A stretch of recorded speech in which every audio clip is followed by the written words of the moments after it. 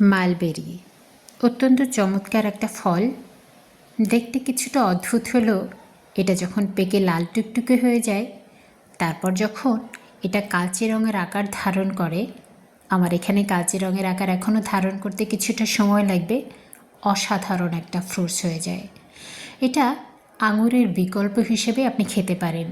আঙুর সাধারণত কিছুটা টক কিছুটা কষ স্বাদের হয়, আর এইটা এত মিষ্টি সুবহান আল্লাহ, এটা আল্লাহ ভালো জানেন কতটা মিষ্টি লাগে, কতটা স্বাদ আল্লাহ তাআলা এতে দিয়ে রাখছেন। যে খেয়েছে সে একমাত্র বুঝবে। একটা ব্যাপার লক্ষ্য করছি, পোকার রূপ যে এত সুন্দর হতে পারে, এত সুন্দর হতে পারে, সুবহান আল্লাহ।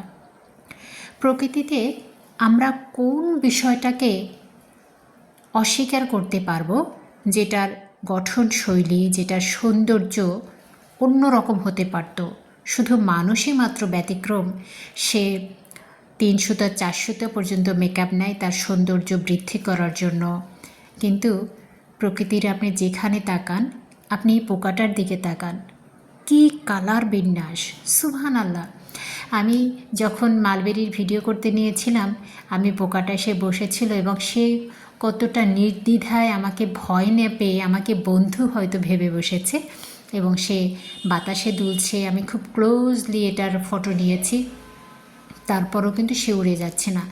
মেবি আমি এটার রূপে মুগ্ধ হয়ে গিয়েছি। আল্লাহ সুবহানাহু ওয়া তাআলা হয়তো তাকে নির্দেশ দিয়েছেন যে তুমি এখানে থাকো, তোমার রূপ সে উপভোগ করুক। Golden colour, green colour, black colour, মানে ইয়েলো কালার, কোন রঙটা নাই? আমার কাছে তো এটা রংধনু কালারই মনে হচ্ছে। সুবহান আল্লাহ, আপনার পাতার সাথে মিলে যাচ্ছে, প্লাস এর পায়ের গঠনটা দেখুন, সবুজাভ লাল, সুবহান আল্লাহ। কখনো কি এভাবে গভীরভাবে খেয়াল করে দেখেছেন আল্লাহ সুবহানাহু ওয়া তাআলা আমাদের প্রত্যেককে কতটা সুন্দরভাবে সৃষ্টি করেছেন? সুবহান আল্লাহ, আলহামদুলিল্লাহ।